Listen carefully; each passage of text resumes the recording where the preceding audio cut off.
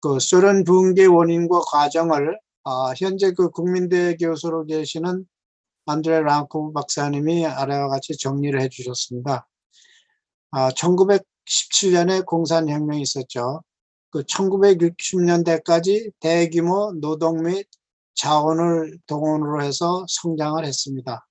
그런데 1970년대 들어서 만성적인 경기 침체에 들어섭니다. 농민들은 원래부터 공산주의를 배격했습니다. 그러나 도시민들은 1970년대까지도 대체로 지지하며 과도기로 불가피하다고 생각했다고 합니다. 당시 소련 지식이나 노동자들의 희망은 과도기를 마친 소련이 서양 자본주의 국가보다 훨씬 더 아름다운 사회를 건설할 수 있다고 생각했다고 합니다. 처음에는 10년, 20년 정도 걸릴 줄 알았던 과도기는 끝나지 않았으며 소련 사람들이 자신들의 생활을 서양 여러 나라들의 주민 생활과 많이 비교하기 시작했습니다.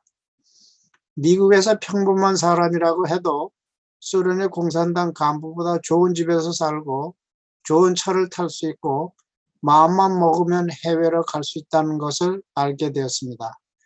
대통령을 비롯한 정치인들에 대해 비판할 수도 있었습니다. 그러나 소련에서는 그러한 일들이 불가능했습니다. 그 후 80년대 들어서 소련 공산당 정권이 흔들리기 시작하고 결국 붕괴길로 들어섰습니다. 체제를 반대하지는 않았으나 대안을 찾을 수가 없었으며 그렇다고 체제를 보호할 의지가 전혀 없었으며 체제의 붕괴는 시간 문제였습니다. 1991년 소련 공산당 정권은 경제난으로 붕괴되고 후에 우크라이나, 카자흐스탄 등으로 분리되었습니다. 결국 협동농장 제도는 인간의 본초적 소유욕을 배제한 협동농장을 위한 피동적 봉사 강요로 의욕 저하를 초래했습니다. 따라서 노동자들이 나태해져서 생산성 저하로 와해되었다고 합니다. 이와 관련해서 사회주의 실험을 하나 예를 들어 드리겠습니다. 어떻게 사회주의가 붕괴하는가? 어느 대학 경제학 교수가 학생들에게 한 가지 제안을 했다. 시험을 치른 후에 수강생 전원의 평균 점수로 모든 수강생에게 똑같이 성적을 준다는 것이었다. 첫 번째 시험을 치렀는데 전체 학생들의 평균점이 B가 나와 학생들은 모두 첫 시험 점수로 B학점이 되었다. 공부를 열심히 한 학생들은 불평했지만 놀기만 했던 학생들은 손뼉을 치며 좋아했다. 두 번째 시험을 쳤다. 공부를 하지 않는 학생들은 계속 놀았고 전에 열심히 하던 학생들은 내가 열심히 공부하더라도 공부를 하지 않는 다른 학생들과 평균을 내면 어차피 B학점 이상 받기는 틀렸어 라고 생각하고 시험 공부를 그전처럼 열심히 하지 않았다. 그 결과 전체 평균은 D가 되어 모든 학생이 D 점수가 되었다.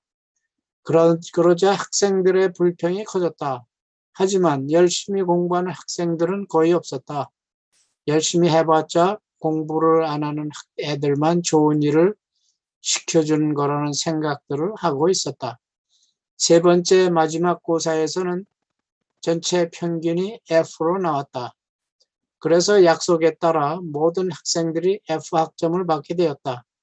학생들은 서로를 비난하고 욕하고 불평했지만 정작 아무도 남을 위해 더 공부하려 하지 않았기 때문에 모든 학생들이 F학점을 받게 되었던 것이다.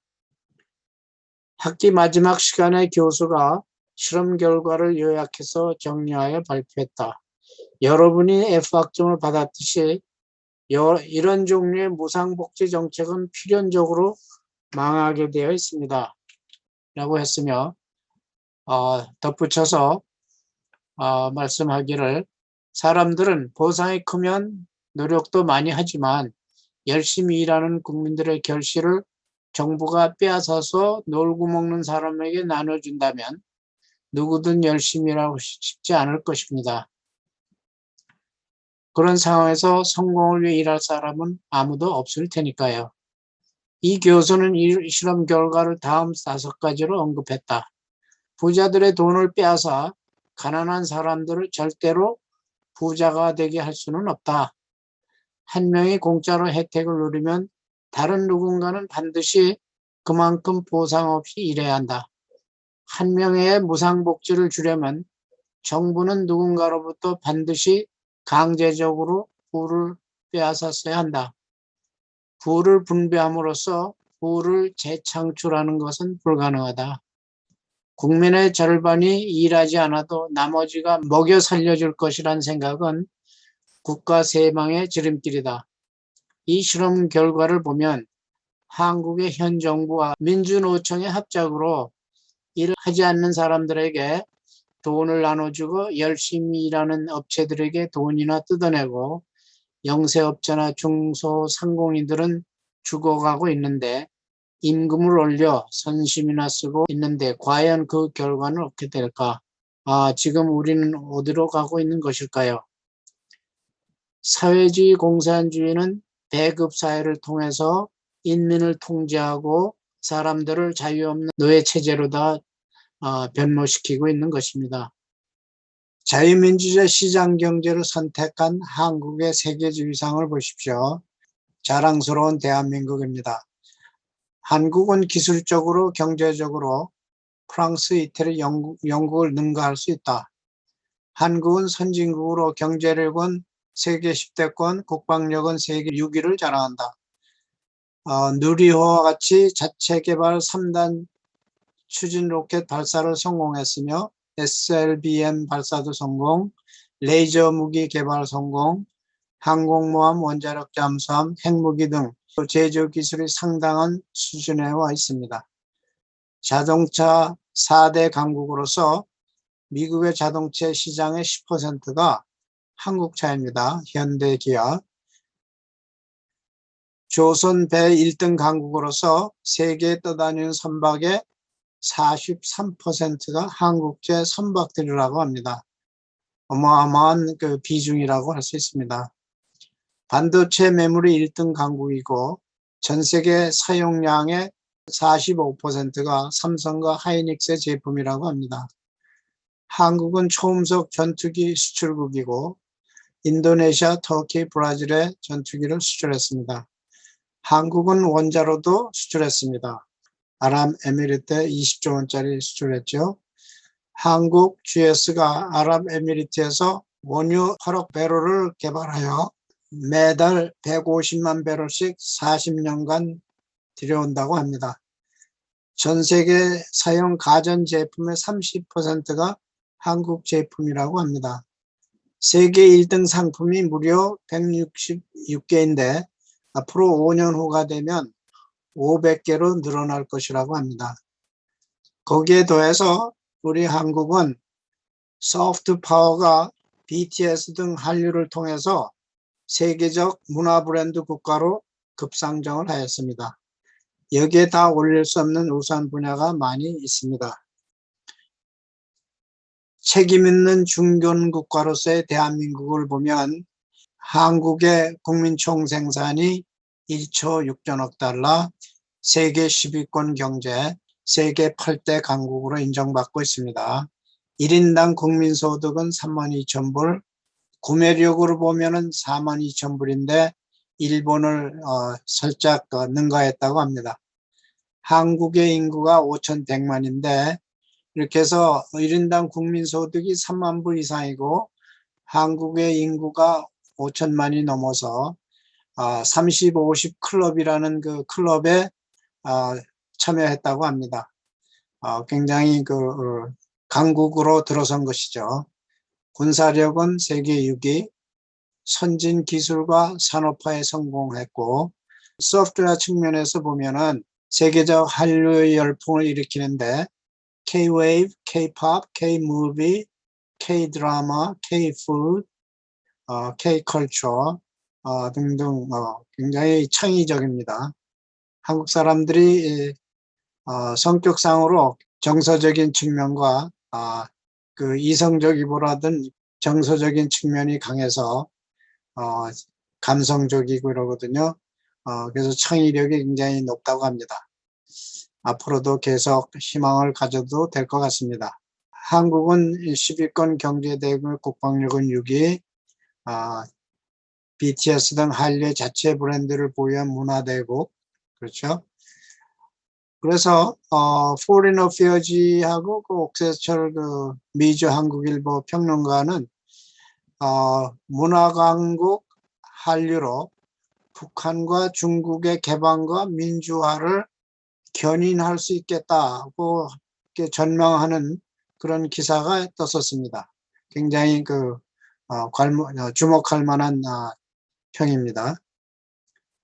이러한 모든 것은 한국이 지향해온 자유민주주의 시장경제의 우월성, 미국과의 동맹을 비롯한 서방세계와의 유대관계, 그리고 한국인들의 선진화에 대한 열정의 결과입니다. 우리 한국인들이 굉장히 그 선진화에 갈망하고 선진화를 이루려고 하는 그 열정이 대단하죠.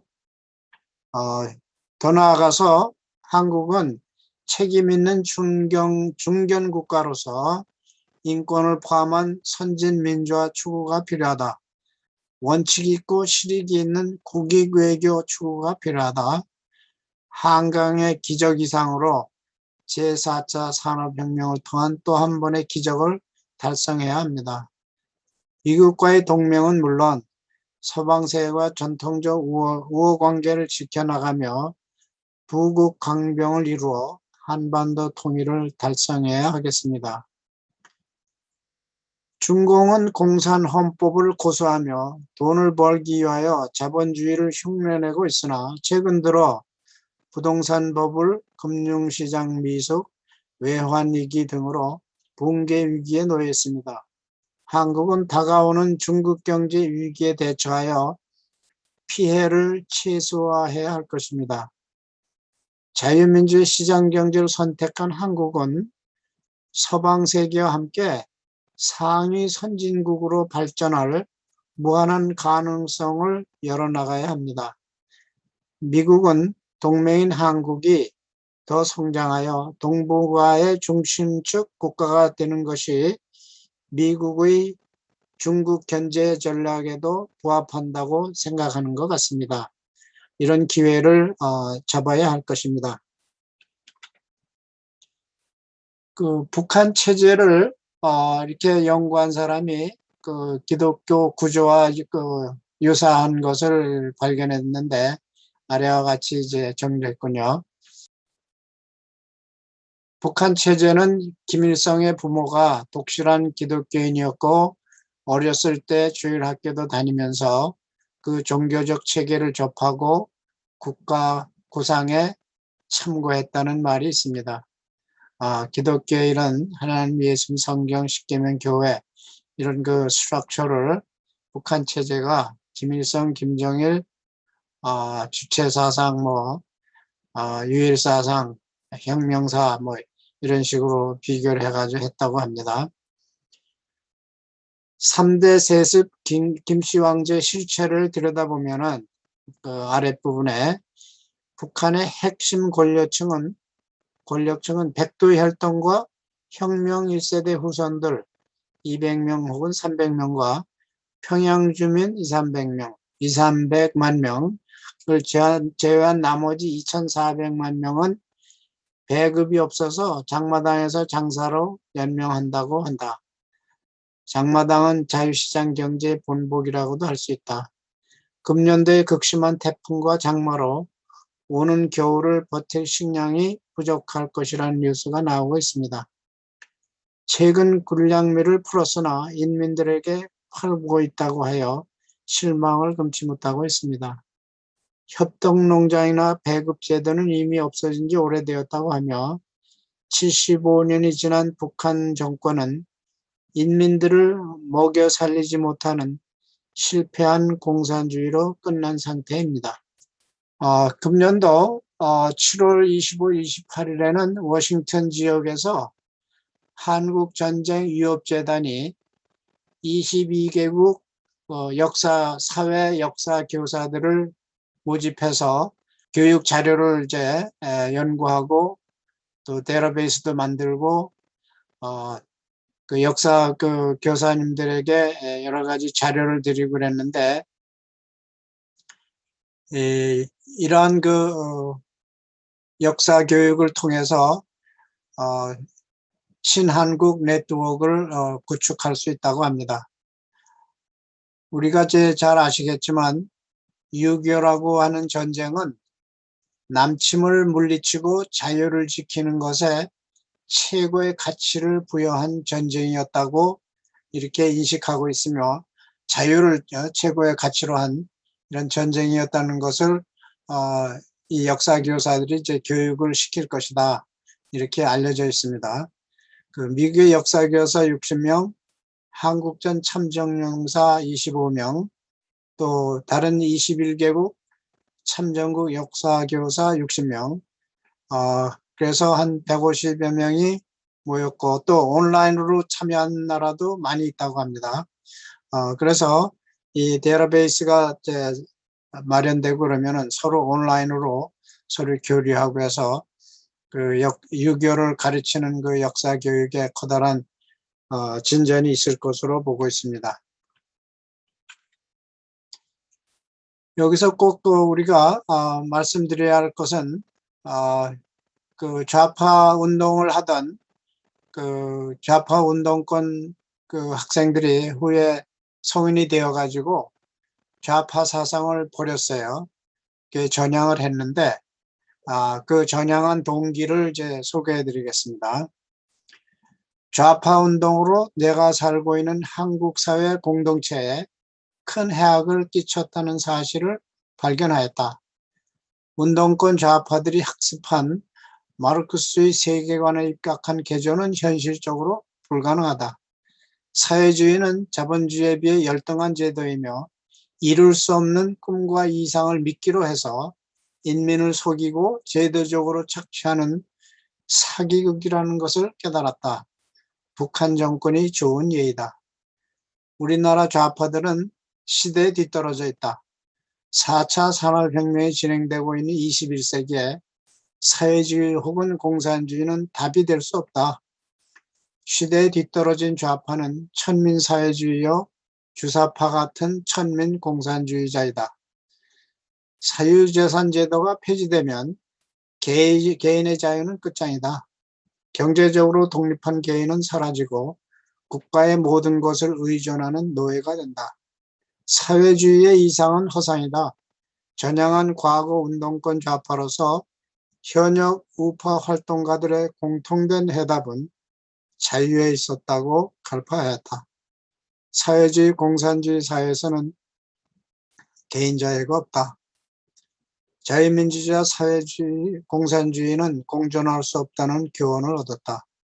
한국에서는 자유민주주의 사회주의 공산주의가 내전을 벌이고 있는 상황이나 자유로운 한국이 지금까지 발전된 한국을 지키고 더 발전시켜 나가려면 자유민주주의 시장경제를 지켜야 한다고 후회하였습니다. 중공에서 터져나오는 당 간부들의 부정부패 사건은 공산당 내부의 권력투쟁을 보여주고 있다. 공산주의 제도는 일당 독재 제도이기 때문에 아무도 부정부패를 감시하지 않는다. 반면에 자본주의 제도에서는 부정부패를 감시하는 제도적 장치가 있다. 6.25는 이념전쟁이었다. 좌파의 이념에는 동적 그런 게 없다. 같은 가족이라도 이념이 다르면 적이다. 좌파들은 냉혈 인간들이다. 좌익과의 이념전쟁에서 승리하는 길만이 위기의 대한민국을 구출하는 유일한 방법이다. 한국이 공산주의 이념에 대한 경각심을 잃어버린 계기는 아이러니하게도 1987년 민주화운동이었다. 대통령 직선제 헌법 개정을 관철시킨 이 운동에서 처음부터 끝까지 싸웠던 운동권 세력들은 자유민주주의를 부르주아 계급 독재로 보고 부정할 뿐만 아니라 프롤레타리아 계급 독재인 인민민주주의야말로 진정한 민주주의라고 생각하는 사람들이었다. 더구나 그들 중 압도적 다수는 주사파 종북 세력이었다. 1987년의 민주화 투쟁은 겉으로 보기에는 넥타이 부대 참여로 인해 자유민주주의가 승리하고 군부 독재 세력이 패배하는 것으로 보였지만 제가 보기에 결국은 자유민주주의 세력이 패배하고 주사파가 승리했고 공산 세력이 승리했다. 왜냐하면 87년 이후부터 이 종북 세력과 공산 세력을 우리 사회에서 손을 볼 수가 없게 되었기 때문이다.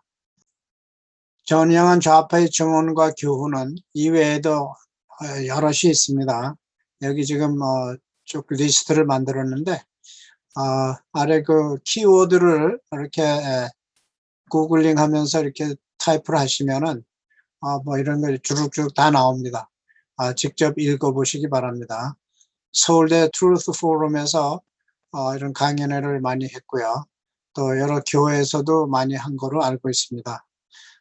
그래서 이걸 꼭 보시기 바랍니다. 여기 보시면은 김철원 교수는 물론 있고 이강호 의원, 이동호 교수, 그 다음에 잘 아시면 전 김문수 지사도 운동권에서 전향하셨죠. 황성준 의원도 여기 있습니다.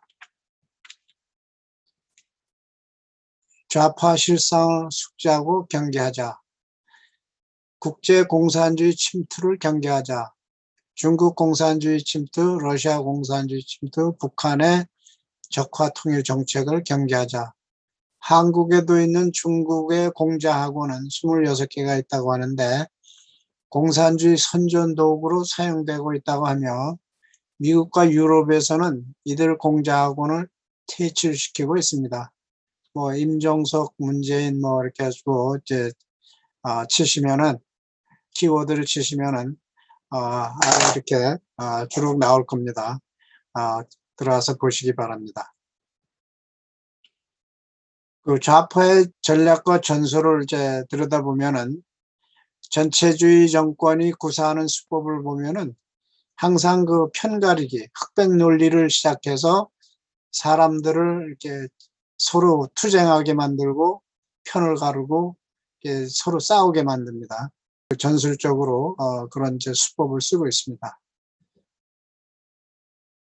그리고 전교제 실체와 학교 교육의 문제에 대해서 김철은 교수가 2번에 걸쳐서 또 했고 전교조 교사들이 또 전향해가지고 충격적인 수업 실태를 이제 증언한 경우도 많습니다.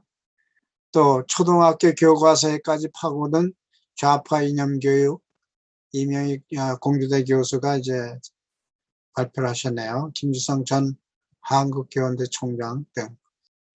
민주주의가 지어진 홍콩 교과서 완전히 공산주의를 세뇌되었다. 뭐 저희들이 잘 알고 있는 100세를 넘기신 김영석 교수님이 말씀하신 거, 통합을 말하며 편가르는 정치인들, 싸워서 승리하면 모든 게 정의가 된다는 그런 모렴치한 생각들.